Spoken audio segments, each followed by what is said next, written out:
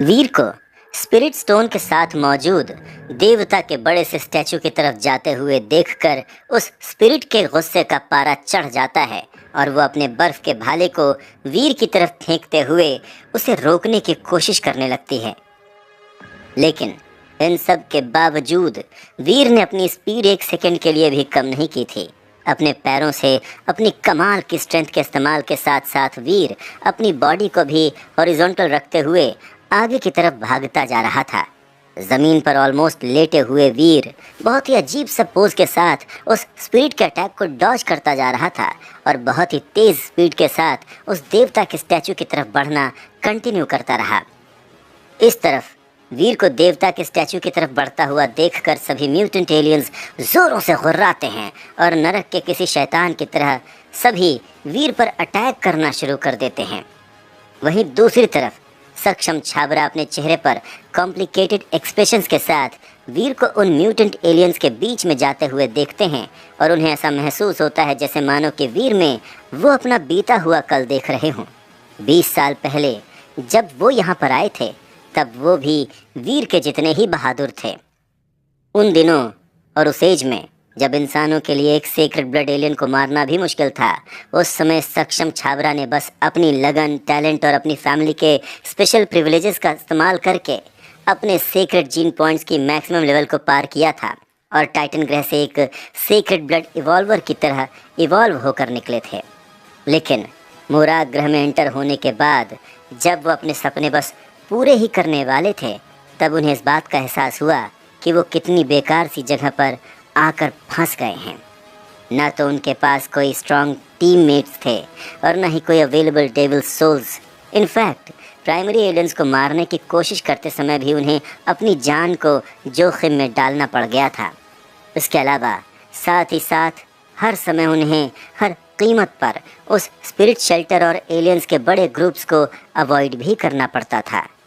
शुरुआत में तो सक्षम छाबरा थोड़ी बहुत उम्मीद के साथ लड़ भी लिया करते थे, लेकिन फिर बहुत ही जल्द उन्हें इस बात का एहसास हो जाता है कि इस जगह पर तो अपने ऑर्डिनरी जीन पॉइंट्स की मैक्सिमम लेवल को ही पार कर पाना ऑलमोस्ट इम्पॉसिबल है। फिर प्राइमरी जीन पॉइंट्स की तो बात ही छोड़ दो। इसका ये मतलब नहीं था कि सक्षम छाबरा एक ऑर्डिनरी एलियंस को मारने के लिए स्ट्रांग नहीं थे, वो पूरी तरह से उसके काबिल थे। लेकिन वहाँ पर बहुत तरह के ऑर्डिनरी एलियंस ही मौजूद थे और जब सक्षम छाबरा ने एक तरह के बहुत से एलियंस का मीट खा लिया था, तब उस तरह के एलियंस से तो उन्हें ऑर्डिनरी जीन पॉइंट्स भी हासिल होना बंद हो गए थे और अगर उन्हें बाकी के ऑर्डिनरी एलियंस को ढूंढने के लिए जाना होता तो उसके लिए उन्हें स्पिरिट शेल्टर के पार जाना पड़ता, जो एक ऐसी चीज़ थी जिसे वो चाहकर भी अचीव नहीं कर सकते थे। और सिर्फ ऑर्डिनरी ही नहीं बल्कि प्राइमरी एलियंस के साथ भी यही केस था, जिसकी वजह से सक्षम छाबरा बहुत ही डेस्परेट हो गए थे। और यही वजह थी कि किसी भी कीमत पर वो अपने ऑर्डिनरी और म्यूटेंट जीन पॉइंट्स को बढ़ाना कंटिन्यू नहीं रख पाए थे और इसीलिए सक्षम छाबरा आज तक एक म्यूटेंट एलियन को भी नहीं मार पाए थे और इसी तरह से सक्षम छाबरा ने पूरी तरह से उम्मीद खो दी थी। कहते हैं कि उम्मीद पर दुनिया कायम है और अगर इंसान के पास उम्मीद ही नहीं बचती है तो फिर उसका जीना या मरना एक बराबर होता है। सक्षम छाबरा के साथ भी ऐसा ही कुछ हुआ था। जब उन्होंने उम्मीद खो दी थी तब इन 20 सालों में उन्होंने अपना हर एक दिन बिना कुछ किए ही बिताया था और फिर 20 सालों के बाद वीर मोराग ग्रह में आया और उसी जगह पर असाइन हुआ जहां पर 20 साल पहले सक्षम छाबरा असाइन हुए थे। और वीर को वहां पर देखकर सक्षम छाबरा को वैसा महसूस होता है जैसे कि उन्होंने 20 साल पहले का अपना खुद का नया रूप देख लिया हो। इतना कॉन्फिडेंट, प्राउड और एरोगेंट, वो सभी क्वालिटीज़ जो 20 साल पहले सक्षम छाबरा में भी थीं, वो सब उन्होंने वीर में देख ली थीं। सबकॉन्शियसली ही सक्षम छाबरा ने वीर को ना कहने की भी कोशिश की थी, ठीक वैसे ही जैसे उन्होंने 20 साल पहले के सक्षम छाबरा यानी खुद को किया था। लेकिन वीर के एक के बाद एक चमत्कार करने के बाद अचानक से ही सक्षम छाबरा को रियलाइज़ होता है कि ऊपर से चाहे वो वीर पर कितने ही सरकास्टिक कमेंट्स मारते रहे हों, लेकिन दिल से वो हमेशा ही बहुत ही ज़्यादा स्ट्रांगली यही चाहते थे कि वीर अपनी हर कोशिश में ज़रूर कामयाब हो, क्योंकि वीर में उन्हें जवानी का सक्षम छाबरा नजर आता है। वाकई में न तो वो हारना चाहते थे और न ही वो एक लूज़र की तरह रहना चाहते थे। भले ही वो खुद सक्सेसफुल नहीं हो पाए थे, लेकिन इस जगह पर वो किसी को तो सक्सेसफुल होता हुआ देखना चाहते थे। और यही वजह थी कि सक्षम छाबरा ने गॉडेस गैंग को ज्वाइन किया था। यहाँ तक कि जब बहुत से लोगों ने उन्हें गॉडेस गैंग छोड़ने के लिए भी कहा, तब भी उन्होंने गॉडेस गैंग को नहीं छोड़ा था और वीर के पीछे पीछे वो भी स्पिरिट शेल्टर तक आ ही गए थे। वो सिर्फ वीर को एक मौका देना चाहते थे, या शायद वो वीर को नहीं बल्कि खुद को एक मौका देना चाहते थे। शायद वाकई में इस दुनिया में चमत्कार नाम की चीज़ होती है और शायद वो एक बार फिर से एक नई शुरुआत कर सकें। इस समय सक्षम छाबरा की उम्र 40 साल की थी। हो सकता है कि अब वो जवान नहीं रहे हों, लेकिन अभी भी वो इतने ज़्यादा बूढ़े भी नहीं थे। जब आकेश अंकल इस उम्र में आकर इतना जोश दिखा सकते थे, तो सक्षम छाबरा तो अभी भी उनकी आधी उम्र के थे।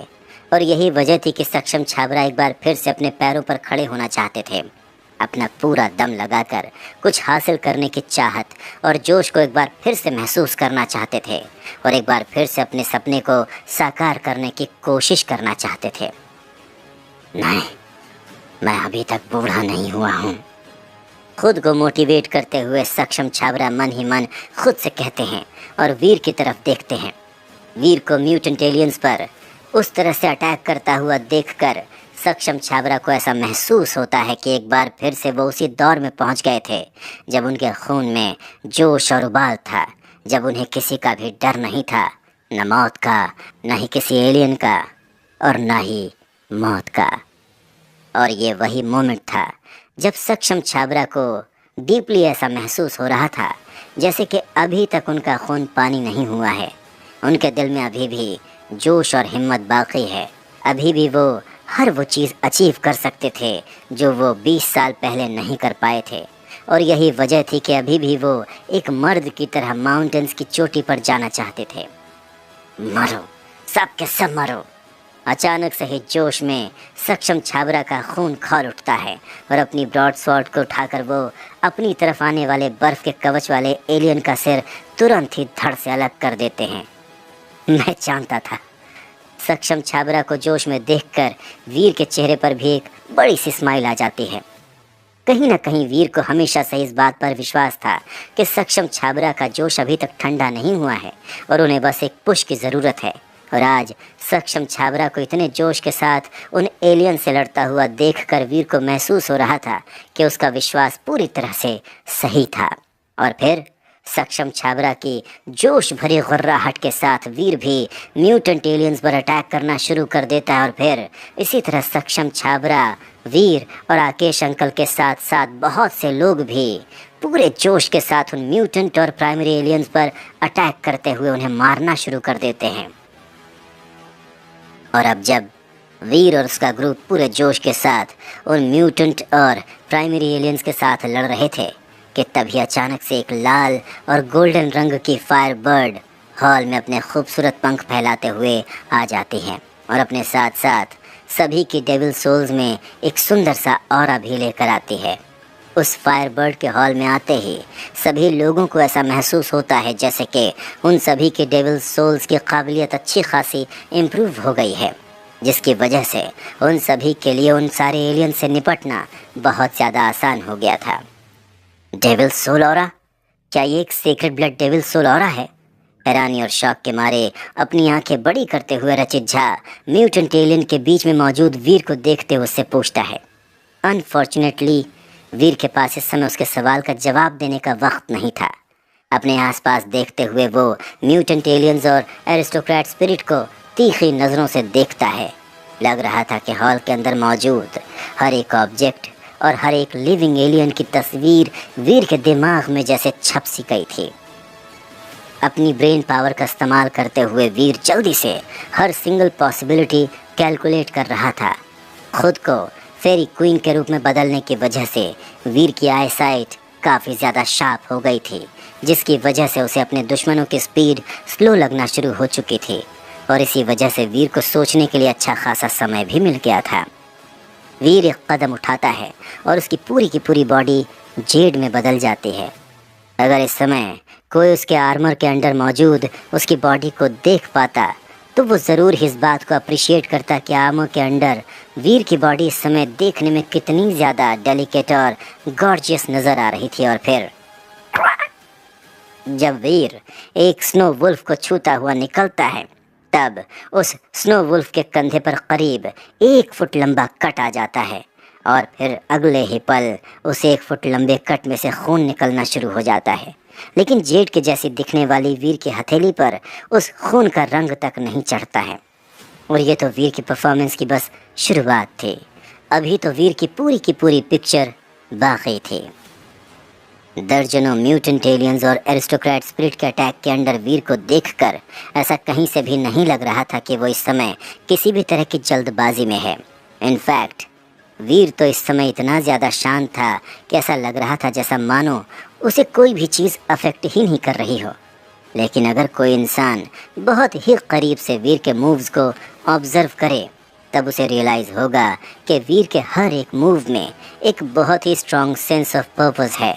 वो कहीं से भी कोई भी एक्स्ट्रा मूवमेंट्स नहीं कर रहा था। उसकी की पूरी बॉडी इस समय बहुत ही हाईली एफिशिएंट मशीन की तरह हो गई थी, जो वीर के अंदर जितनी भी पावर मौजूद थी उसे जनरेट कर रही थी। दूसरी तरफ वीर को मारने की कोशिश करते हुए वो एरिस्टोक्रेट स्पिरिट अपना बर्फ का भाला उठाती है। साथ ही साथ करीब 1 दर्जन म्यूटेंट एलियंस वीर को घेरने की कोशिश करते हैं, लेकिन वीर को एक इम्पॉसिबल तरीके से लगने वाला सर्वाइवल का एक स्लिम चांस नज़र आ ही जाता है। और बस अगले ही पल म्यूटेंट एलियंस के ब्लॉक को तोड़ता हुआ वीर तेज़ी से देवता के उस बड़े से स्टैचू की तरफ भागने लगता है।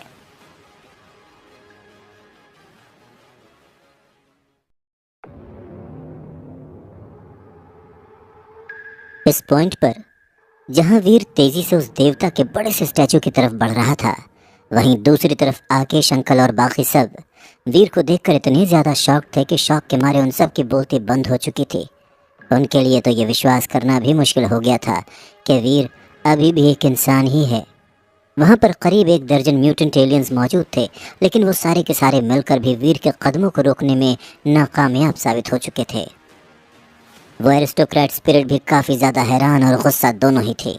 अनएक्सपेक्टेडली वो चाहकर भी वीर का पीछा नहीं कर पा रही थी और इसीलिए न चाहते हुए भी उसे वीर को एक के बाद एक म्यूटेंट एलियंस को मारकर आगे बढ़ते हुए देखना पड़ रहा था।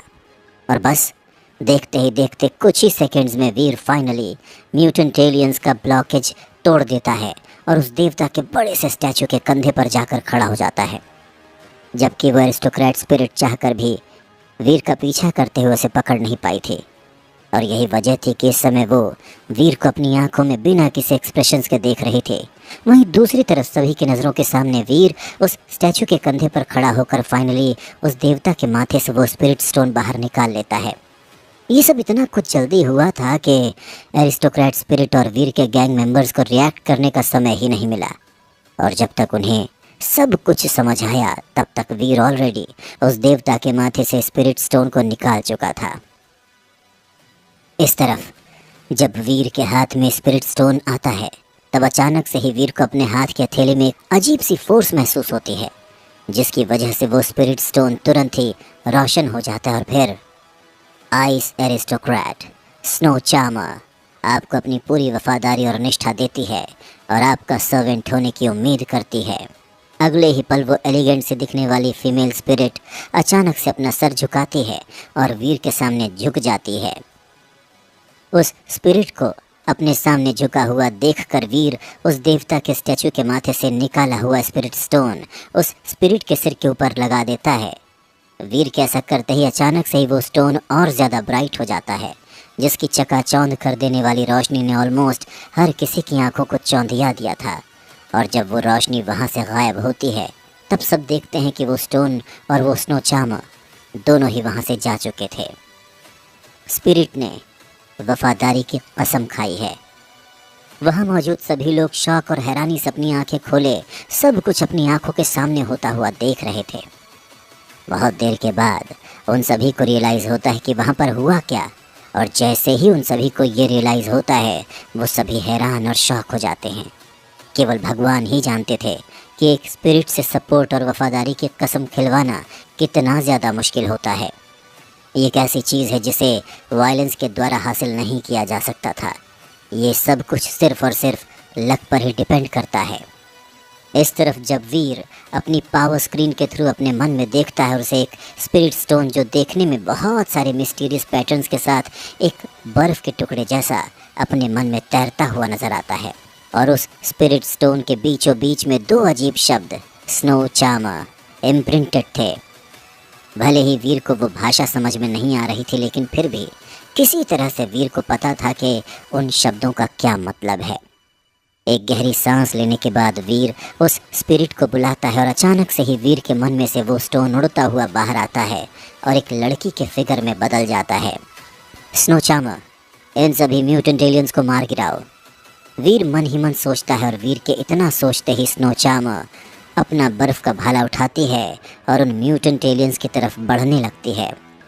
शुरुआत में तो स्पिरिट शेल्टर के अंदर के सभी एलियंस स्नो चामा के ऑर्डर को बिना डरे और पूरे डिसिप्लिन के साथ फॉलो कर रहे थे, लेकिन जब उन्होंने अपना काबू खो दिया तो अचानक से ही वो सब भीड़ में बदल गए और तुरंत ही अपने आसपास का कोऑपरेशन भी खो देते हैं। हालांकि वो सब तादाद में बहुत ज़्यादा थे, लेकिन अब वो एलियंस उन लोगों के लिए कहीं से भी ख़तरा नहीं रह गए थे, जैसे वो सब कुछ मिनट पहले तक थे। दूसरी तरफ स्नो चामा अपना भाला उठाती है और म्यूटेंट एलियंस के ग्रुप के बीचों बीच घुस जाती है। पहले तो उसकी फिटनेस ही किसी भी नॉर्मल म्यूटेंट एलियन से कहीं ज़्यादा बेहतर थी, और अब अपनी कमाल के इंटेलिजेंस और भाला चलाने के स्किल्स के साथ वो स्नो चामा म्यूटेंट एलियंस के बीच में भागते हुए आगे बढ़ती जा रही थी, और बहुत जल्द वो स्नो वुल्फ का भी काम तमाम कर देती है। स्नो चामा ने एक म्यूटेंट एलियन स्नो के दांतों वाला वुल्फ मारा है। उसने स्नो के दांतों वाले वुल्फ की डेविल सोल हासिल की है। क्या आप उस डेविल सोल को विथड्रॉ करना चाहते हैं? जैसे ही वो स्नो चामा उस बर्फ के दांत वाले वुल्फ को जान से मारती है, तुरंत ही वीर की पावर स्क्रीन पर ये शब्द नजर आने लगते हैं, विथड्रॉ। अपनी पावर स्क्रीन पर ये शब्द देखकर वीर बिल्कुल भी सरप्राइज नहीं हुआ था।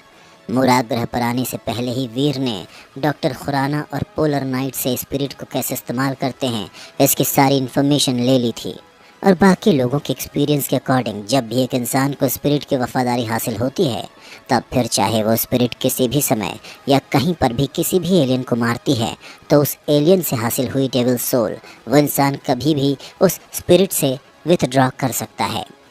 ठीक इसी तरह से वो इंसान भी अपनी डेविल सोल्स को स्पिरिट को ट्रांसफ़र कर सकता है। स्पिरिट्स वैसे तो लॉयल सबऑर्डिनेट्स होती हैं, लेकिन इंसानों को अपनी वफादारी और सपोर्ट देने के बाद स्पिरिट्स अपने अपने स्पिरिट स्टोन्स के साथ कंबाइन हो जाती हैं, और इसी के साथ वो अनगिनत बार मरकर ज़िंदा होने की अपनी काबिलियत भी खो देती हैं। एक बार सर्वेंट बनने के बाद अगर कोई उन्हें जान से मारता है तो फिर वो स्पिरिट सचमुच मर ही जाती है और फिर कभी ज़िंदा नहीं होती। और जब स्पिरिट्स मर जाती हैं तब उनके पास जितनी भी डेविल सोल्स होती हैं वो भी उनके साथ ही साथ गायब हो जाती हैं, और यही वजह थी कि एक इंसान को एक स्पिरिट को अपना डेविल सोल देते समय बहुत ही केयरफुल रहना पड़ता है। हालांकि स्पिरिट्स के साथ बहुत सी लिमिटेशंस थीं, लेकिन फिर भी उनकी इंटेलिजेंस, उनकी स्किल्स और जजमेंट बनाने की उनकी काबिलियत की वजह से स्पिरिट्स ऑर्डिनरी डेविल सोल से कहीं ज़्यादा बेहतर होती हैं। खास करके स्पिरिट्स के पास डेविल सोल्स इस्तेमाल करने की काबिलियत होती है, जिसका मतलब ये है कि उन्हें ह्यूमन पार्टनर्स की तरह इस्तेमाल किया जा सकता है, जबकि डेविल सोल्स का इस्तेमाल टूल्स की तरह ज़्यादा किया जाता है। विथड्रॉल सक्सेसफुल रहा। आपको बर्फ़ के दांतों वाले वुल्फ की डेविल सोल हासिल हुई है, और बहुत ही जल्द वीर की पावर स्क्रीन पर उसे ये शब्द नज़र आना शुरू हो जाते हैं, और फिर उसकी पावर स्क्रीन पर एक नई डेविल सोल नज़र आने लगती है। वैसे वीर का तो दिल था कि वो अभी इसी वक्त अपनी इस नई नवेली डेविल सोल को चेक करे, लेकिन फ़िलहाल के लिए वीर के पास अपनी अभी अभी हासिल हुई इस नई नवेली डेविल सोल को चेक करने का समय नहीं था, क्योंकि फ़िलहाल वीर को उस हॉल के अंदर मौजूद म्यूटेंट एलियंस का खात्मा करना था। और यही वजह थी कि फ़िलहाल के लिए वीर अपनी पावर स्क्रीन पर नज़र आ रही डेविल सोल की इन्फॉर्मेशन को बंद कर देता है और स्नो चामर के साथ म्यूटेंट एलियंस का शिकार करना कंटिन्यू रखता है। स्नो चामर के पास कमाल की भाला चलाने की स्किल्स थीं। वीर ने खुद अपनी आंखों से देखा था कि कैसे स्नो चामर ने उस टेंटिकल्स वाले सीक्रेट ब्लड मॉन्स्टर तक को घायल कर दिया था। हालांकि उस समय बहुत से म्यूटेंट एलियंस ने उसकी मदद की थी, लेकिन फिर भी उस सीक्रेट ब्लड टेंटिकल्स वाले मॉन्स्टर का जो हाल स्नो चामर ने किया था, उसके लिए बहुत ही कमाल की भाला चलाने की स्किल्स की ज़रूरत थी। किसी टॉर्नेडो की तरह अपना भाला उठाते हुए स्नो चार्मर की पतली दुबली बॉडी के अंदर एक बहुत ही कमाल की स्ट्रेंथ थी। और फिर इसी तरह से देखते ही देखते स्नो चार्मर ने एक स्नो बेयर का भी शिकार कर लिया था। स्नो चार्मर ने mutant alien snow polar bear को मार गिराया। स्नो चार्मर को कोई भी डेविल सोल हासिल नहीं हुई है। वीर की पावर स्क्रीन पर ये शब्द नज़र आना शुरू हो जाते हैं। हॉल के बाहर के एलियंस इस समय पूरी तरह बहुत ही ज़्यादा बुरी हालत में थे। या तो वो सब इधर उधर भाग गए थे या फिर अब वो बस अपने आप को डिफेंड कर पा रहे थे, लेकिन अब वो सब एलियंस पहले की तरह ख़तरनाक नहीं रह गए थे। एक्साइटमेंट में सभी एलियंस को मारते और स्पिरिट शेल्टर से बाहर भागते हुए गॉडेस गैंग के सभी मेंबर्स समय समय पर पीछे पलटकर स्नो चामर को भी पूरे एडमिरेशन के साथ देख रहे थे, जो इस समय युद्ध की देवी की तरह लग रही थी। वो एक एरिस्टोक्रेट स्पिरिट थी, इतनी एलिगेंट और इतनी गॉर्जियस और तो और इतनी कमाल की फाइटर भी। ऐसे स्पिरिट को देखने के बाद वो कौन सा आदमी होगा जिसे वीर से जलन नहीं होगी। कुछ देर बाद तो वीर को अपनी उंगली तक उठाने की ज़रूरत नहीं पड़ी थी, क्योंकि जिन म्यूटेंट एलियंस को वहाँ से बचकर भागने का मौका नहीं मिल पाया था, उन्हें स्नो चामर ने अपने कमाल की भाले की स्किल्स का इस्तेमाल करके ठिकाने लगा दिया था। उन म्यूटेंट एलियन से लड़ते समय वो स्नो चामर इतनी ज़्यादा ख़तरनाक लग रही थी कि उसे लड़ते हुए देखना अपने आप में ही एक कमाल की साइट थी।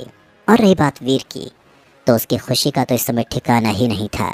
अगर एक एरिस्टोक्रेट स्पिरिट अभी से ही इतनी ज़्यादा स्ट्रांग है, तो अगर कहीं उसे एक रॉयल स्पिरिट हासिल हो गई, तो फिर तो वीर के लिए सिचुएशन और ज़्यादा बेहतर हो जाएगी।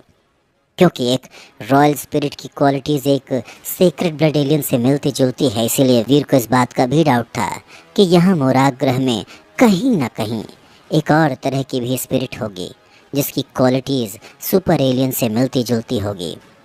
पर खैर, चाहे जो हो, फ़िलहाल के लिए तो वीर इसी बात से बहुत ज़्यादा सेटिस्फाइड था कि उसे स्नो चामर हासिल हो गई है। एटलीस्ट इससे ये बात तो साबित हो ही गई थी कि उसकी सुपर बॉडी किंग स्पिरिट वाकई में काम कर रही है और बस उसे नाम के लिए नहीं दी गई है। चाहे दूसरे लोगों को किसी स्पिरिट की लॉयल्टी हासिल हो या ना हो, ये बात पूरी तरह से उनके लक पर डिपेंड करती है और उसका चांस काफ़ी ज़्यादा कम है। लेकिन जब तक वीर के पास स्पिरिट स्टोन है, उसे विश्वास था कि वो गारंटी के साथ एक स्पिरिट का सपोर्ट हासिल कर सकता है, जो कि सुपर से भी ऊपर की बात है। इनफैक्ट वीर को तो अभी से ही फ्यूचर नज़र आने लगा था, जहाँ पर वो हर तरह के स्पिरिट्स का एक ट्रूप फॉर्म करके मोराग ग्रह पर राज कर रहा है, और जहाँ उसके रास्ते में आने वाले, फिर चाहे वो इंसान हो या एलियन, हर कोई अपनी जान से जा रहा है।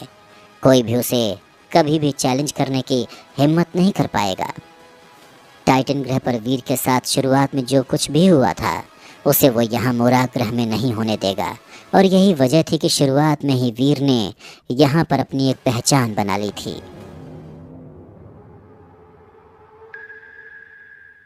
गॉडेस गैंग, एरिस्टोक्रेट स्पिरिट और एलियंस के बीच की लड़ाई 1 घंटे से बस कुछ देर ज़्यादा ही चली थी, और लड़ाई के अंत में बहुत से एलियंस भागकर स्पिरिट शेल्टर से बाहर चले गए थे और बहुत से एलियंस इंसानों के हाथों मारे गए थे। स्नो चामर ने भी अकेले 4 म्यूटेंट एलियंस को मार गिराया था और ख़ुद वीर ने 2 म्यूटेंट एलियंस मारे थे। हालांकि बात और थी कि बर्फ़ के दांतों वाले स्नो वुल्फ के अलावा वीर को और कोई भी डेविल सोल हासिल नहीं हुई थी। 100 से भी ज़्यादा प्राइमरी एलियंस मारे गए थे। शेल्टर के अंदर हर जगह बस एलियंस की ही डेड बॉडीज़ नज़र आ रही थीं। एलियंस का ये हाल देखकर गॉडेस गैंग का हर एक मेंबर बहुत ज़्यादा एक्साइटेड था। हमने एरिस्टोक्रेट स्पिरिट शेल्टर हासिल कर लिया। रियांश देशमुख और बाकी कम उम्र के लोगों के लिए तो अभी भी इस बात पर विश्वास करना इतना ज़्यादा मुश्किल था कि उन्हें ऐसा लग रहा था जैसे कि वो सब अभी भी कोई सपना ही देख रहे हैं। हाँ, हमने कर दिखाया। बहुत से लोग तो इतने ज़्यादा खुश और एक्साइटेड थे कि खुशी के मारे चिल्लाते और ऊपर नीचे कूदते हुए वो एक दूसरे को गले लगा लेते हैं।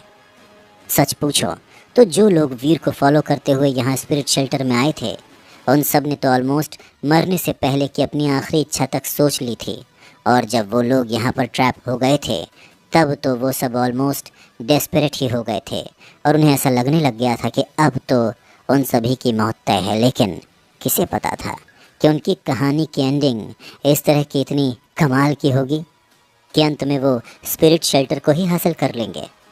ज़्यादातर लोग बस थोड़े से ही ज़ख्मी हुए थे, लेकिन कोई भी इंसान मरा नहीं था। उन्होंने बस ऐसे ही बिना ज़्यादा खुद का नुकसान कराए स्पिरिट शेल्टर पर अपना कब्ज़ा जमा लिया था, जो कि एक्चुअल में किसी तरह के मिरेकल से कम नहीं था।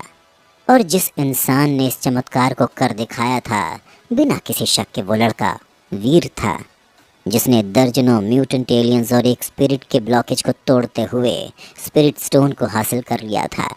वैसे दोस्त, क्या तुम मुझे इस स्पिरिट को बेचना चाहोगे? तुम इसकी जो भी कीमत चाहो मैं देने के लिए तैयार हूँ, तुम बस कीमत बोलो। अपनी आंखों में चमक के साथ रचित झा ध्यान से स्नो चामर को देखते हुए वीर से पूछता है। किसी भी कीमत पर नहीं। रचित झा के ऑफर को वीर ने बिना सोचे समझे ही रिजेक्ट कर दिया। ऑफ कोर्स, स्नो चामर जैसी कमाल की स्पिरिट को वीर अपने लिए ही रखना चाहेगा, भले ही वो स्पिरिट कोई इंसान नहीं है और इसीलिए वो ना तो वीर की गर्लफ्रेंड बन सकती है और ना ही और कुछ। लेकिन फिर भी जब भी वो स्पिरिट एक लॉयल सर्वेंट की तरह उसे ड्रिंक या कुछ और भी ऑफर करेगी तो वीर को उसी में बहुत ज़्यादा खुशी होगी।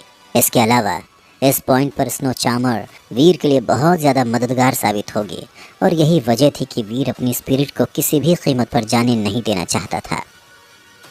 तो मुझे जो सेंट हॉल का इस क्लास लाइसेंस दे रहे हो, क्यों ना मैं उसे गिव अप कर दूं और ट्रेडिंग क्लाउड के बदले तुम मुझे इस स्पिरिट को ट्रेड कर दो। रचित झा भी उस स्पिरिट को जाने नहीं देना चाहता था और इसीलिए वो एक बार फिर से जोर देकर वीर से पूछता है। नहीं, और अब कोई नया ऑफर देने की ज़रूरत नहीं है। ना का मतलब ना होता है, समझ गए? रचित झा का ऑफर ठुकराने से पहले वीर को दोबारा सोचना भी नहीं पड़ा। वीर के पास इस समय सेंट हॉल के बहुत से एस क्लास लाइसेंसेस थे, इसीलिए वीर को उन एस क्लास लाइसेंसेस का कोई भी लालच नहीं था। जबकि इस समय वीर को स्नो चामर जैसे स्पिरिट की बहुत ही ज़्यादा ज़रूरत थी, और यही वजह थी कि वीर ने रचित झा के ऑफ़र को सीधे सीधे ठुकरा दिया था।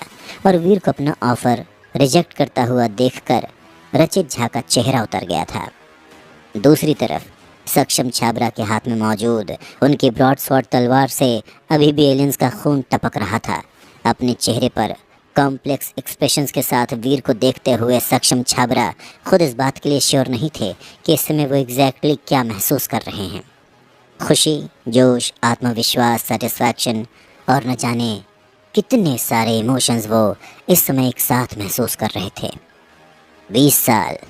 20 सालों में ये पहली बार हुआ था जब सक्षम छाबरा इतना ज़्यादा रिलैक्स्ड फील कर रहे थे, और ये फीलिंग बहुत ही ज़्यादा कमाल की थी।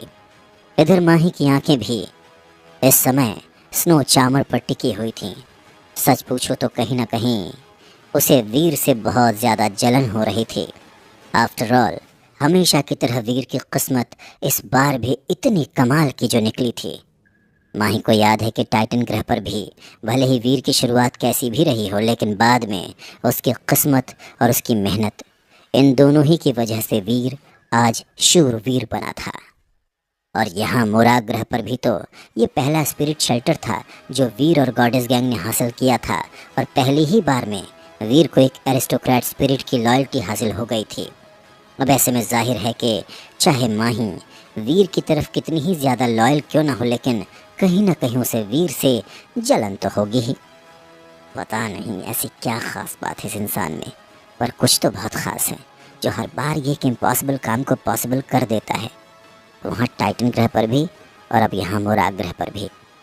अब तो मुझे भी इस बात पर विश्वास होने लगा है कि वीर वाकई में इंस्ट्रक्टर रहेजा का ही वंशज है, वरना इसने जो किया है वो किसी भी आम इंसान के बस की बात नहीं है।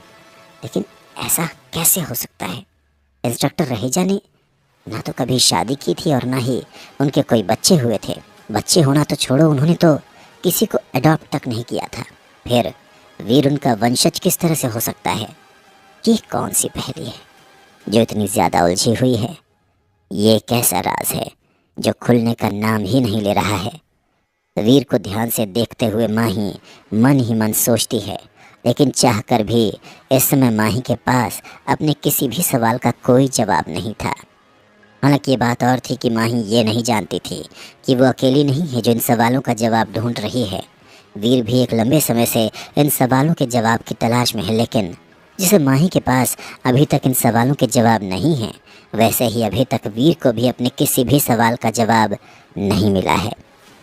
ना जाने अतीत के ऐसे कितने ही राज हैं जो अभी भी खुलने बाकी हैं और जिन्हें जानने के लिए वीर हर मुमकिन कोशिश कर रहा है। फिर चाहे वो रचित झा को गॉडेस गैंग में शामिल करना हो या मनचंदानीस को अपने आप को इंस्ट्रक्टर रहेजा का वंशज समझने देना हो। और वीर जानता था कि ऐसे ही किसी तरीके से उसे इंस्ट्रक्टर रहेजा के वंशज होने और अपने डैड की मौत के पीछे का राज पता चलेगा। और रही बात आकेश अंकल की, तो माही और सक्षम छाबरा की तरह वो भी इस समय अपनी आंखें सिकोड़े वीर को एकटक देख रहे थे। हालांकि ये बात और थी कि कोई भी नहीं जानता था कि इस समय वो क्या सोच रहे हैं या उनके दिमाग में क्या चल रहा है। पर हाँ, उनके चेहरे के एक्सप्रेशंस भी काफ़ी ज़्यादा कॉम्प्लिकेटेड थे, जो कहीं से भी उनके दिल का हाल नहीं दे रहे थे। अब क्योंकि वीर ने जितना सोचा था स्पिरिट शेल्टर को हासिल करने में उससे भी कम एफर्ट लगा था, इसलिए वीर ज़ीरो को एक्शन में लाया ही नहीं था। इसके अलावा फ़िलहाल के लिए वीर को ज़ीरो की असली स्ट्रेंथ को भी सबके सामने एक्सपोज करने की कोई जल्दी भी नहीं थी। आफ्टर ऑल ज़ीरो देखने में जो इतनी कम उम्र की लगती थी, और ये फैक्ट कि ज़ीरो ऑलरेडी मोराग ग्रह में है, यही सबके लिए बहुत ज़्यादा सरप्राइजिंग था। तो ऐसे में अगर ज़ीरो अपनी बहुत ज़्यादा स्ट्रेंथ सबके सामने दिखा देती तो ये उसके लिए कुछ ज़्यादा अच्छा साबित नहीं होगा। और इसीलिए यही वजह थी कि फ़िलहाल के लिए ज़ीरो के लिए कंजर्वेटिव ही रहना सेफ था। खैर अब जो भी हो, लेकिन इस बार स्पिरिट शेल्टर पर अटैक करने पर गॉडेस गैंग को काफ़ी अच्छा खासा फ़ायदा हुआ था। यानी 6 म्यूटेंट एलियंस और 100 से भी ज़्यादा प्राइमरी एलियंस उन सब के हाथ आए थे।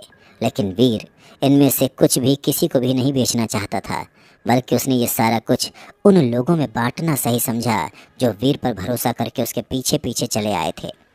आफ्टर ऑल उन सभी ने बस वीर के कहने पर ही अपनी जान जोखिम में डाल दी थी, और यही वजह थी कि वो सब इस तरह का इनाम मिलने के पूरे हकदार थे। और रही बात खुद वीर की, तो खुद के लिए वीर ने एक म्यूटेंट एलियन रखा हुआ था। एविल ब्लड गिद्ध के लेग पीस के साथ वीर के पास अब खुद के लिए 2 से 3 महीने तक का अच्छा खासा खाना हो गया था। और फिर आपने एविल ब्लड गिद्ध का मीट खाया है, आपने एक सीक्रेट जीन पॉइंट हासिल किया है। एविल ब्लड गिद्ध के बारबेक्यूड मीट को कुछ दिनों तक खाने के बाद इवेंचुअली वीर ने एक सीक्रेट जीन पॉइंट हासिल कर ही लिया था।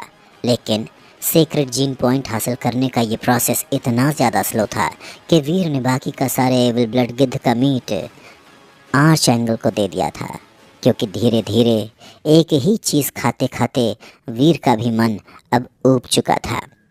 कुछ ही समय में स्पिरिट शेल्टर में हर चीज़ को हैंडल करने के बाद वीर शेल्टर के परे ट्रैवल करने निकल जाता है, ये जानने की इच्छा से कि उस माउंटेन के दूसरी तरफ कोई इंसान मौजूद है या नहीं।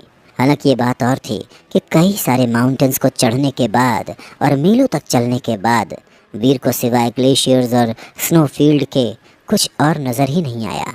दूर दूर तक वहाँ एक भी इंसान मौजूद नहीं था। पर हाँ, दूर से ही वीर को ग्लेशियर्स में जाता हुआ एटलीस्ट 300 फीट लंबा सा एक सांप जरूर नजर आया था, और बस उसे देखते ही वीर तुरंत ही पीछे पलटकर वापस चला जाता है।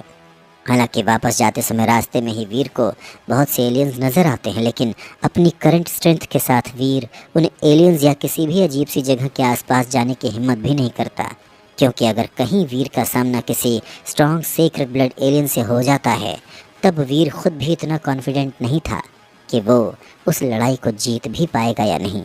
फिर सुपर एलियंस की तो बात ही छोड़ दो।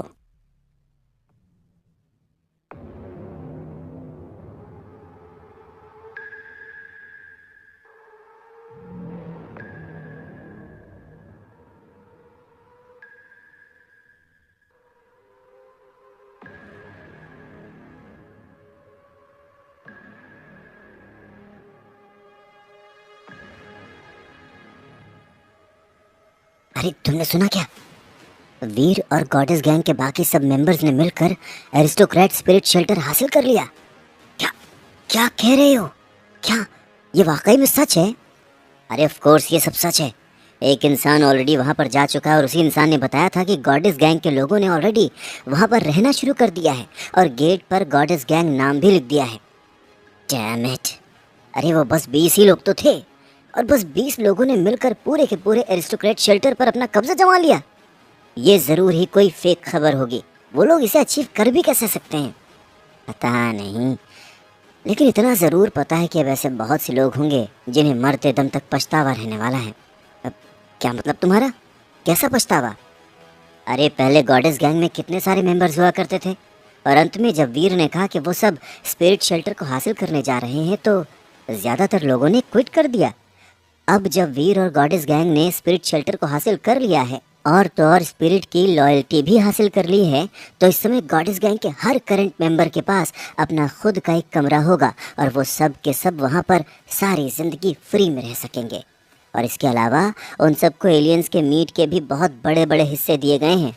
अब बताओ, क्या अब तुम्हें नहीं लगता कि जिन लोगों ने गॉडेस गैंग छोड़ दिया है उन्हें अब पछतावा हो रहा होगा?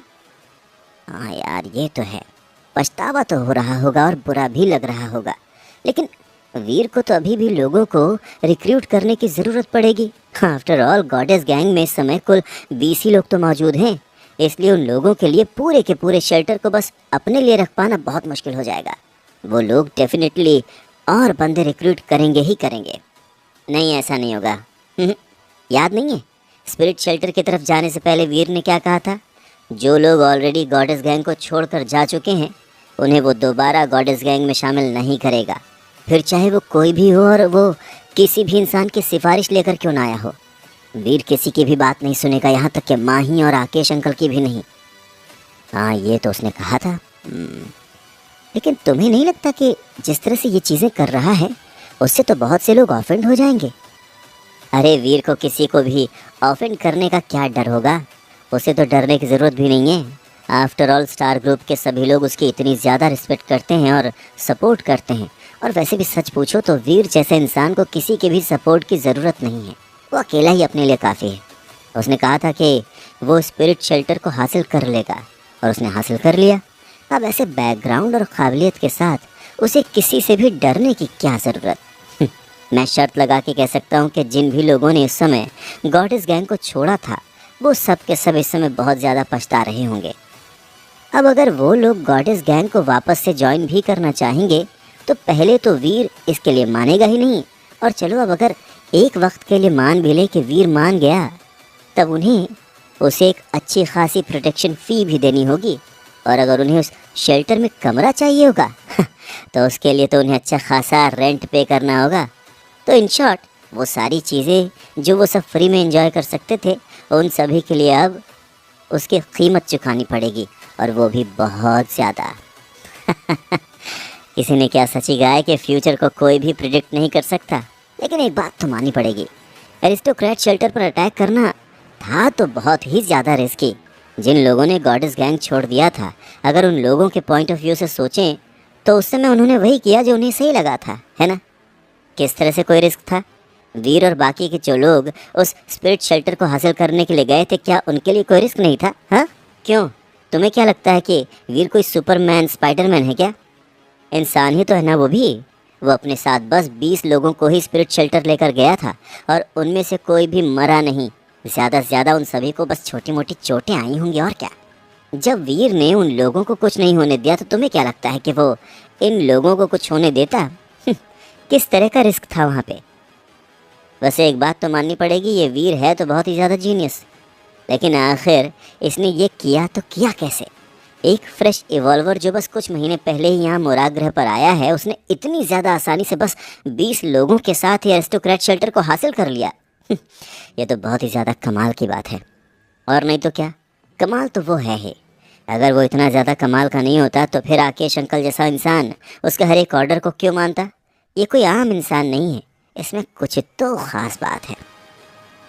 ये खबर के वीर ने स्पिरिट शेल्टर को हासिल कर लिया है जंगल में लगी आग की तरह बहुत जल्द सब तरफ फैल गई थी। इनफैक्ट बहुत से लोग तो शेल्टर में भी गए थे। लेकिन अगर वो लोग शेल्टर में प्रोटेक्टेड रहना चाहते थे या कोई कमरा रेंट पर लेना चाहते थे तो उसके लिए उन्हें अच्छी खासी कीमत चुकानी होती थी, जो कि एक्चुअल में गॉडेस गैंग की इनकम का साधन था।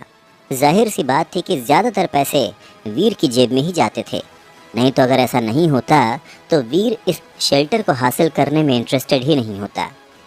शेल्टर के गेट्स बंद होने के बाद एक म्यूटेंट एलियन तक के लिए उस गेट के अंदर जाना बहुत मुश्किल था, फिर इंसान की तो बात ही छोड़ दो। ऑफ कोर्स शेल्टर के अंदर रहना बाहर रहने से कहीं ज़्यादा सेफ था। इसके अलावा उस शेल्टर के अंदर ट्रेड पर्पस के लिए भी जगह थी। साथ ही साथ हर एक कमरे में एक टेलीपोर्ट डिवाइस भी था और यही वजह थी कि सभी मर्चेंट्स और अमीर लोग बहुत ही आसानी से इसकी कीमत चुका सकते थे। वीर ने खुद भी कुछ कैलकुलेशन करके रखी हुई थी। वो जगह बहुत ही कम पॉपुलेटेड थी और अभी तक उस जगह पर वीर ने बस 300 से 400 लोगों को ही देखा था। लेकिन इसके बावजूद बस रेंट्स और प्रोटेक्शन फ़ी को कलेक्ट करते हुए ही वीर के लिए करोड़ों कमाना बहुत ही ज़्यादा आसान था। और अगर ऐसे में वीर कोई बिजनेस करने लग जाता है तो फिर तो वो और भी ज़्यादा पैसे कमा सकता है। लेकिन फ़िलहाल के लिए वीर इन सब चीज़ों में इंटरेस्टेड नहीं था और ना ही वो अपना बहुत ज़्यादा समय बर्बाद करना चाहता था। और यही वजह थी कि वीर ने ये जिम्मेदारी माही को सौंपी थी कि माही अपने हिसाब से हर चीज़ को हैंडल कर ले। वाकई में अपनी खुद की गैंग होने का फ़ायदा ही फ़ायदा था। अब वीर को अलग अलग तरह के ऑर्डिनरी और प्राइमरी एलियंस को हासिल करने के लिए खुद उनसे लड़ने की ज़रूरत नहीं थी। ये काम उसके गैंग मेंबर्स उसके लिए पूरा कर देते थे। तभी तो एविल ब्लड गिद्ध के मीट को आर्च एंगल को देने के बाद भी वीर को अपने खाने की कोई टेंशन नहीं थी। वीर ने अपने खाने के लिए उसके गैंग मेंबर्स द्वारा लाए गए बस कुछ छोटे ऑर्डिनरी और प्राइमरी एलियंस ही पिक किए थे, जिनसे हर दिन वीर को बहुत से ऑर्डिनरी और प्राइमरी जीन पॉइंट्स हासिल होते थे और जिसने वीर को उस एविल ब्लड गिद्ध के पैर से भी कहीं ज़्यादा तेज़ प्रोग्रेस दी थी। अब पहले मैं अपने ऑर्डिनरी और प्राइमरी जीन पॉइंट्स की मैक्सिमम लेवल को पार करूंगा। उसके बाद मेरी फिटनेस में जो प्रोग्रेस होगी वो काफ़ी ज़्यादा कमाल की होगी। वीर मन ही मन सोचता है और फिर इसी तरह दिन बिताते हुए कुछ समय के लिए वीर किसी भी तरह के एडवेंचर के लिए नहीं गया था। वीर के लिए अब बस डफने से मुराग्रह और मुराग्रह से डफने, यही क्रम कुछ दिनों तक चलता रहा। मुराग्रह पर भी वीर बस हर दिन ऑर्डिनरी और प्राइमरी मीट खाने के लिए ही जाता था ताकि वो उनसे कुछ जीन पॉइंट्स हासिल कर सके और बाकी का सारा समय वीर बस डफने में बुक्स पढ़ने में बिताता था। फाइनली जब डफने अपनी मंजिल पर पहुंची थी उस समय तक वीर ने already 84 ordinary gene points, 35 primary gene points और एक सीक्रेट जीन पॉइंट हासिल कर लिया था। और तो और वीर की बेसिक फिटनेस भी ऑलरेडी 80 प्लस पर पहुंच चुकी थी। हर तरह के असिस्टेंस के साथ वीर भले ही कुछ समय के लिए सही पर 90 प्लस अचीव कर सकता था। और इस समय तक डफने ऑलरेडी क्रिस्टलाइजर रूइन पर पहुंच चुकी थी। पहले तो वीर को लगा था कि सो कॉल्ड क्रिस्टलाइजर रूइन कोई एंशिएंट सिटी या बेस होगा, लेकिन जब वीर ने एक्चुअल में एक असली क्रिस्टलाइजर रूइन देखा तब वीर को रियलाइज़ हुआ कि ऐसा सोचना उसकी कितनी बड़ी बेवकूफ़ी थी। अपने सामने बड़ा सा प्लैनेट देखते हुए जो देखने में किसी कमाल के डायमंड के जैसा लग रहा था, उसे देखकर वीर कितना ज़्यादा शॉक्ड हुआ था कि वो खुद ही अपने शौक को डिस्क्राइब नहीं कर पा रहा था। पृथ्वी ग्रह से करीब 10 गुना बड़े इस प्लैनेट पर ही वो क्रिस्टलाइजर रूइन था जिसे वो सब एक्सप्लोर करने के लिए आए थे। हर तरह के क्रिस्टलाइजर आर्किटेक्चर्स उस प्लैनेट पर जगह जगह फैले हुए थे।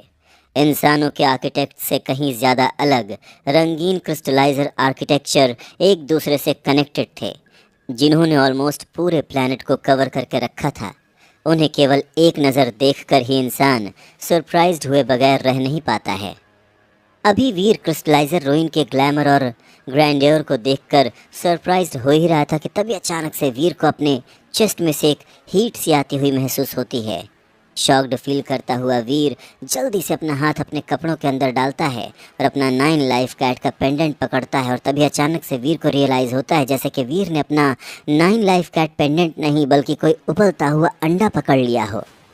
वीर के 9 लाइफ कैट के पेंडेंट से बहुत ही ज़्यादा हीट निकल रही थी और वीर को समझ में नहीं आ रहा था कि उसके 9 लाइफ कैट के पेंडेंट में अचानक से ऐसी क्या गड़बड़ हो गई है, या क्यों वो पेंडेंट अचानक से ही इतना अजीब बिहेव कर रहा है।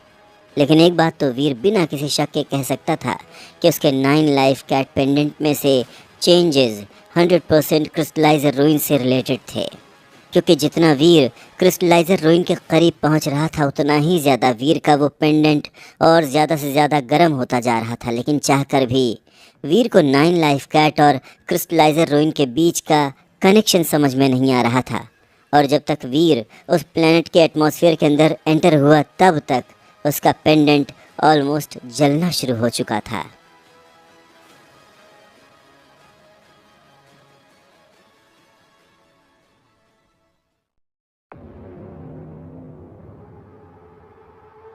इस तरफ डफने क्रिस्टलाइजर रूइन पर लैंड हो चुका था और लैंड होते ही उसने उस प्लैनेट का कॉम्प्रिहेंसिव स्कैन और एनालिसिस कर लिया था।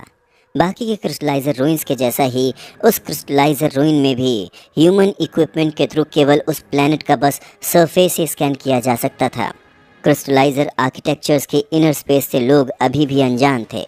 हालांकि हवा और पानी का एनालिसिस यही दिखा रहा था कि वो प्लैनेट पूरी तरह से नॉर्मल है और ह्यूमन स्टैंडर्ड्स के रहने के अकॉर्डिंग है। बाकी के बचे क्रिस्टलाइजर रूइंस भी ज़्यादातर सेम ही थे और यही वजह थी कि इस वाले क्रिस्टलाइजर रूइन के बारे में कुछ भी स्पेशल नहीं था।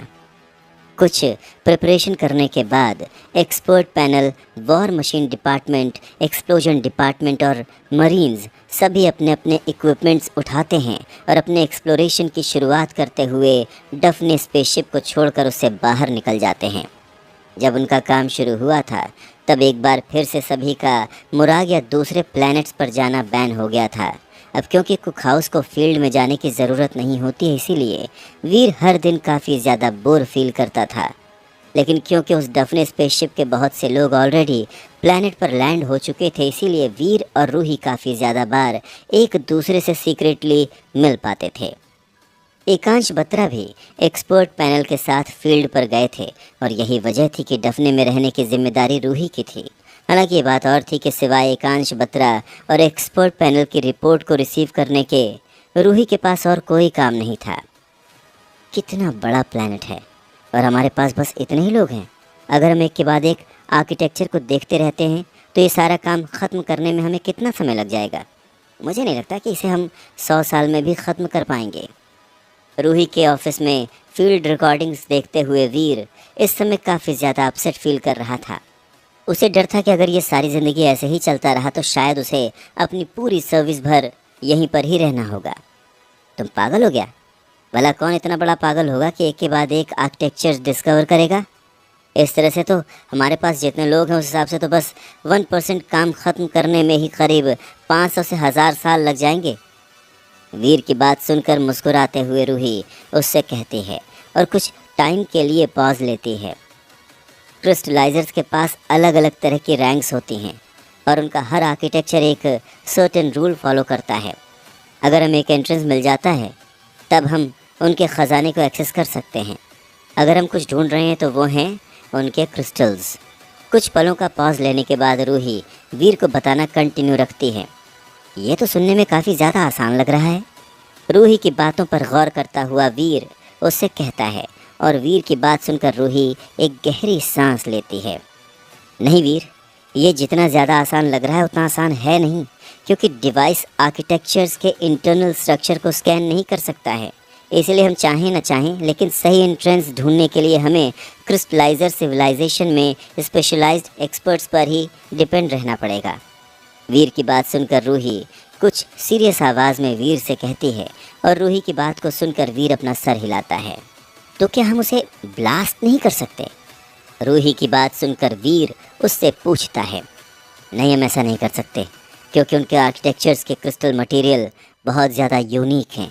ये न सिर्फ टफ हैं पर एक बार ब्लास्ट होने के बाद ये एक्सपैंड होना भी शुरू हो जाएगा और उस समय इंटरनल स्पेस पूरी तरह से ब्लॉक हो जाएगी, जिसकी वजह से एक्सकेवेशन का काम और ज़्यादा मुश्किल हो जाएगा। रूही वीर को बताती है और फिर पानी पीने के लिए कुछ देर का पॉज लेती है। लेकिन असली प्रॉब्लम ये नहीं है क्योंकि यहाँ पर एक्सपर्ट्स और प्रोफेसर्स दोनों ही हैं, इसीलिए आज नहीं तो कल एंट्रेंस को लोकेट तो कर ही लिया जाएगा। लेकिन अगर क्रिस्टलाइजर रूइन अभी भी काम करता रहता है तो कल एंट्रेंस को लोकेट कर ही लिया जाएगा। लेकिन अगर क्रिस्टलाइजर रूइन अभी भी काम करता रहता है तब ये वाकई में बहुत ज़्यादा चैलेंजिंग साबित होगा। पानी पीने के बाद रूही वीर को बताना कंटिन्यू रखती है और रूही की बात सुनकर वीर थोड़ा सोच में पड़ जाता है। लेकिन वीर अभी ये पूछने ही वाला था कि वहाँ पर किस तरह का चैलेंज हो सकता है कि तभी अचानक से उसे एक धमाके की आवाज़ सुनाई देती है और उसका ध्यान स्क्रीन पर चला जाता है। फील्ड की लाइव रिकॉर्डिंग्स देखते हुए वीर नोटिस करता है कि मुट्ठी के साइज़ का एक लाल रंग का क्रिस्टल की दीवार के बगल में तैर रहा था और क्रिस्टल की दीवार के बगल में तैरता हुआ वो क्रिस्टल 2 बार लाल रंग की लाइट के साथ ब्लिंक करता है और फिर कुछ बहुत ही अजीब सा होने लगता है। लाल रंग का वो क्रिस्टल जल्दी से एक्सपैंड होना शुरू हो जाता है और अपना फॉर्म बदलता हुआ उसी डिवाइस में बदल जाता है जैसे कि वहाँ का फील्ड वर्क करता हुआ मल्टीफंक्शन एक्सकेवेटर था। और ख़ुद को उसी व्हीकल में बदलने के बाद वो क्रिस्टल तेज़ी से ओरिजिनल एक्सकेवेटर की तरफ बढ़ने लगता है और बैंग बैंग, पलक झपकते ही केवल 2 ही ब्लोज में उस क्रिस्टल एक्सकेवेटर ने ओरिजिनल एक्सकेवेटर को ढेर कर दिया था, जिसके बाद वो क्रिस्टल व्हीकल एक्सकेवेशन टीम की तरफ बढ़ने लगता है। ये देखते ही वॉर मशीन डिपार्टमेंट के सोल्जर्स जल्दी से अपनी अपनी वॉर मशीन्स ऑन करते हैं और उस क्रिस्टल एक्सकेवेटर पर अटैक करने के लिए उसकी तरफ बढ़ने लगते हैं। क्योंकि वो लोग आर्किटेक्चर को डैमेज नहीं करना चाहते थे, इसीलिए वो लोग बहुत बड़े हथियारों को इस्तेमाल करने से ख़ुद को रोक रहे थे। और यही वजह थी कि वो सब लोग अपने हाथ में लेज़र गन्स और तलवार लिए उस क्रिस्टल एक्सकेवेटर पर अटैक कर रहे थे।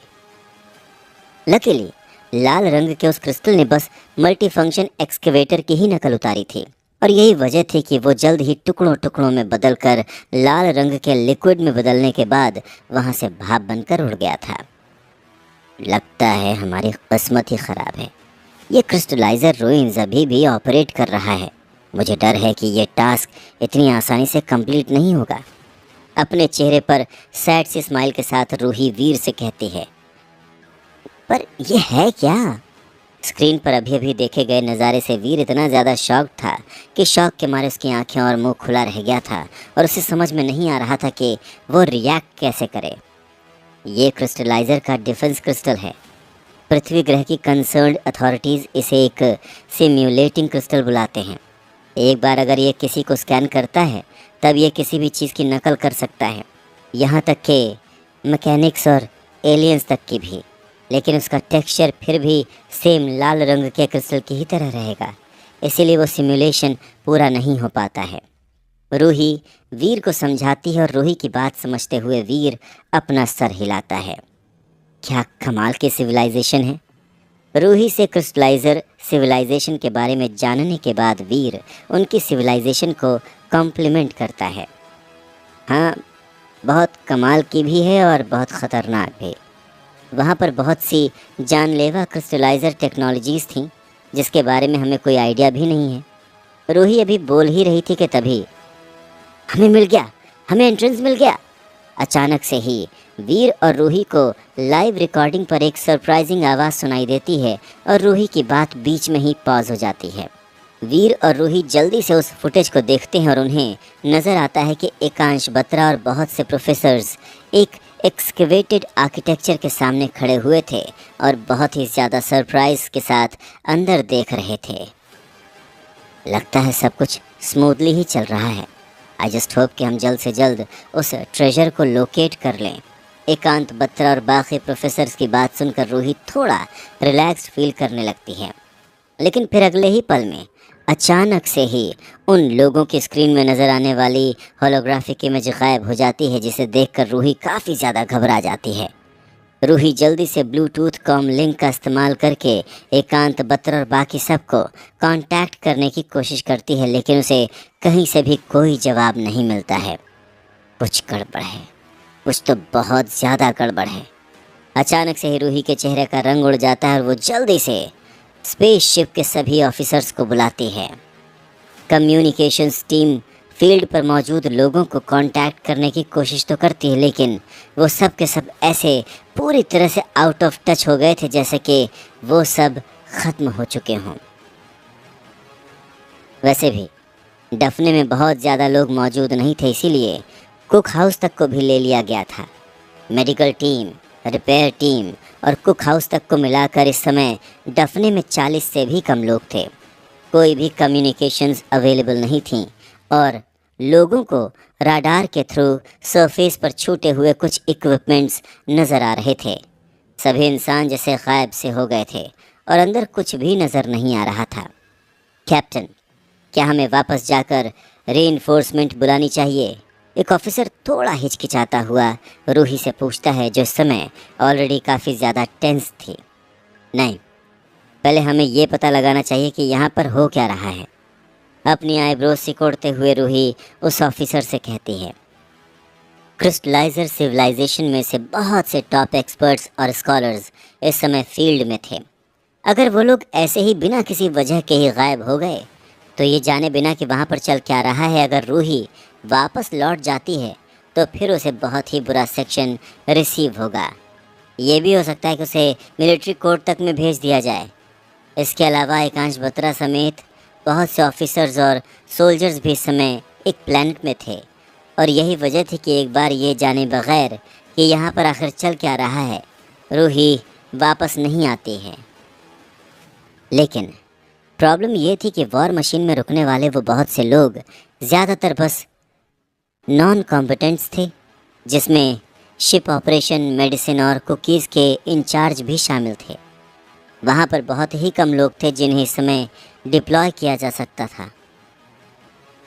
मुझे 5 ऐसे सोल्जर्स चाहिए जो कि वॉर मशीन के ऑपरेशन में बहुत अच्छे से हो। वो 5 सोल्जर्स फील्ड में मुझे फॉलो करेंगे ताकि ये पता लगाने की कोशिश कर सकूं कि आखिर वहाँ पर चल क्या रहा है। अपने पास मौजूदा सभी टैलेंट्स को रिव्यू करने के बाद वीर दांत भींचते हुए कहता है, वॉर मशीन में तो मैं भी अच्छा हूँ। कैप्टन, मैं भी आपके साथ चलूँगा, प्लीज़ मुझे भी अपने साथ ले चलिए। रूही की बात सुनकर वीर उससे कहता है और वीर की बात सुनकर रूही हाँ में सर हिलाकर उसे परमिशन दे देती है। वैसे भी इस समय रूही को जितनी ज़्यादा मदद मिले उतना ही अच्छा है और अगर वीर साथ रहेगा तो रूही के लिए आसानी ही होगी, क्योंकि रूही वीर और उसके एडवेंचर्स के बारे में अच्छे से जानती थी और ये भी जानती थी कि वीर वॉर मशीन में कितना ज़्यादा अच्छा है। और जाहिर सी बात थी, वीर भी स्पेसशिप में नहीं रह सकता था, वो भी तब जब रूही अपनी जान जोखिम में डालने शिप से बाहर आ रही हो। इसके अलावा वीर खुद भी जानना चाहता था कि आखिर क्यों उसका 9 लाइफ कैट का पेंडेंट क्रिस्टलाइजर रूइन पर आते ही इस तरह से चमकने लगता है।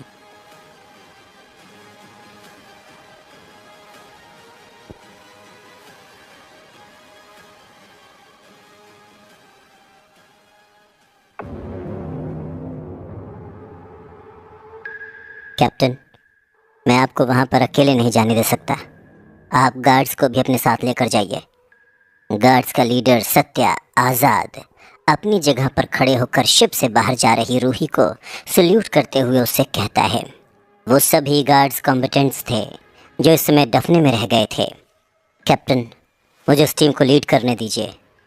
डफने स्पेसशिप में बचे इकलौते सरपासर नाचिकेत रेड्डी रूही चौहान से कहते हैं, नहीं क्वार्टर मास्टर, आपको यहीं डफने में ही रुकना चाहिए। यह हमारा बेस है। अगर शिप में कुछ भी गलत हो जाता है तो अगर हम सबको वापस ले भी जाएंगे तो भी उसका कोई फ़ायदा नहीं होगा। उस समय सभी मौत का सामना करेंगे। इसके अलावा मैं बस वहाँ पर इन्वेस्टिगेट करने के लिए जा रही हूँ और हाँ, डोंट वरी, मैं बहुत ज़्यादा डीप में नहीं जाऊँगी। नाचिकेत रेड्डी की बात सुनकर रूही उनसे कहती है और फिर गार्ड्स की तरफ देखते हुए कुछ मिनट तक सोच में पड़ जाती है। सत्या, तो मेरे साथ चलने के लिए अपने 4 सोल्जर्स चूज़ करो जो वॉर मशीन चलाने में भी अच्छे हों, और तुम भी मेरे साथ आओ। बाकी की टीम यहीं शिप पर रहेगी। कुछ देर तक सोचने के बाद रूही सत्या आज़ाद से कहती है और रूही की बात सुनकर सत्या आज़ाद हाँ में सर हिलाता है। जी कैप्टन। सत्या आज़ाद रूही से कहता है और अपने 4 सोल्जर्स बुलाकर उन्हें रूही चौहान को रिपोर्ट करने के लिए कहता है। रूही चौहान सबको अपनी अपनी वॉर मशीन्स प्रिपेयर करने के लिए कहती हैं और फिर वीर की तरफ देखती है। तुम भी जाकर अपनी प्रिपरेशन कर लो, थोड़ा हिचकते हुए रूही वीर से कहती है। आफ्टर ऑल रूही के लिए सबके सामने वीर के साथ फॉर्मल रहना थोड़ा अजीब था। जी कैप्टन, वीर रूही को जवाब में कहता है और अपनी वॉर मशीन लेने के लिए चला जाता है। सारी तैयारियां हो जाने के बाद वो सातों के सातों जल्दी से स्पेसशिप से बाहर निकलकर एक फील्ड ट्रक में बैठते हैं और एक्सकेवेशन साइट की तरफ जाने लगते हैं। क्योंकि एक्सकेवेशन साइट स्पेसशिप से ज़्यादा दूर नहीं थी, इसलिए उन सभी को अपनी मंजिल तक पहुंचने में बस आधे घंटे का ही समय लगा। फील्ड ट्रक से बाहर की तरफ देखते हुए वो सभी नोटिस करते हैं कि सभी तरह के इक्विपमेंट्स अभी भी वैसे के वैसे ही हैं और किसी भी इक्विपमेंट को कोई नुकसान नहीं पहुंचा है और न ही वहां पर किसी भी तरह की लड़ाई का कोई एविडेंस था। अगर कोई चीज़ टूटी थी तो वो था मल्टी फंक्शन एक्सकवेटर। ज़मीन पर या आसपास कहीं पर भी खून के निशान न देखकर सभी राहत की सांस लेते हैं। भले इस समय बाकी सब लोग मिसिंग हों, लेकिन एटलीस्ट इस बात की सभी को राहत थी कि कम से कम उन सभी लोगों पर किसी भी तरह का अटैक नहीं हुआ है। अब क्योंकि फील्ड ट्रक साइट में और ज़्यादा गहराई में नहीं जा सकती थी, इसीलिए रूही ने 2 सोल्जर्स को वहीं ट्रक में ही रहने के लिए कहा और वह खुद सत्या आज़ाद, वीर और 2 और गार्ड्स को अपने साथ लेकर ट्रक से अपनी अपनी वॉर मशीन्स को नीचे ले जाते हुए एंट्रेंस की तरफ जाने लगते हैं। ऑर्डर्स मेंटेन करते रहना, स्कैन डेटा ट्रांसफ़र हो रहा है, कम्युनिकेशंस अच्छे हैं। वॉर मशीन्स में सभी तरह की इन्फॉर्मेशन फ्लैश होना शुरू हो जाती है, कुछ ट्रक से भेजी हुई और कुछ डफने स्पेसशिप से। उनकी वॉर मशीन्स भी डेटा वापस से ट्रांसमिट कर रही थी। हालांकि हर कोई इस समय काफ़ी ज़्यादा सतर्क था, लेकिन उनके साथ ऐसा कुछ भी गलत नहीं हुआ था जैसा कि उन्हें होने की उम्मीद थी। और यही वजह थी कि बिना किसी परेशानी के वो सब के सब उस एंट्रेंस तक पहुंच गए जिसे प्रोफेसर्स ने ढूंढा था। प्रोफेसर्स का ढूंढा हुआ वो एंट्रेंस दरअसल 100 फीट लंबा काले रंग के क्रिस्टल का एक गेट था, जो कि बहुत से कॉम्प्लिकेटेड पैटर्न से डेकोरेटेड था। उस पैटर्न में बहुत से डॉट्स और सर्कल्स और लाइंस तो थे ही, लेकिन साथ ही साथ कुछ ट्रायंगुलर शेप्स भी थे। उन्हें किस तरह से साथ में रखा जा सकता है, इसको लेकर कोई भी ऑब्वियस रूल्स नहीं थे। देखने में किसी मैकेनिकल क्लॉक के नट्स के जैसे लग रहे थे वो पैटर्न्स, काफ़ी ज़्यादा मिस्टीरियस लग रहे थे। इस पॉइंट पर काले रंग के क्रिस्टल का गेट ऑलरेडी पूरी तरह से खुला हुआ था। एक 1 मैन वॉर मशीन तो आसानी से पास हो सकती थी, लेकिन बड़ी बड़ी मशीन्स उसके अंदर नहीं जा सकती थीं। कैप्टन, क्या हमें अंदर जाकर एक बार देखना चाहिए? सत्य आज़ाद रूही चौहान से पूछता है और सत्य आज़ाद की बात सुनकर रूही चौहान कोई जवाब नहीं देती है, पर हैरानी के साथ अपने सामने मौजूद काले रंग के गेट को देखने लगती है। वीर, मैं इन लोगों को ले जाकर एक बार नीचे देखने जा रही हूँ, तुम यहीं पर रहो। प्राइवेट चैनल का इस्तेमाल करते हुए रूही जल्दी से वीर से कहती है और रूही की बात सुनकर वीर थोड़ा कंफ्यूज हो जाता है। क्यों क्यों क्या हुआ? वीर समझ गया था कि रूही ने ज़रूर ही कुछ नोटिस किया है, नहीं तो वो उससे ऐसा नहीं कहती। ये किसी क्रिस्टलाइजर रॉयल्टीज़ के रूइन हैं और ये अभी भी रन कर रही है।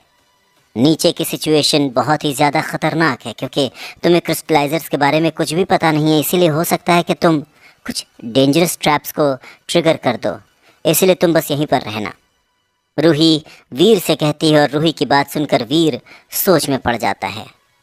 नहीं, मैं तुम्हारे साथ जाऊंगा।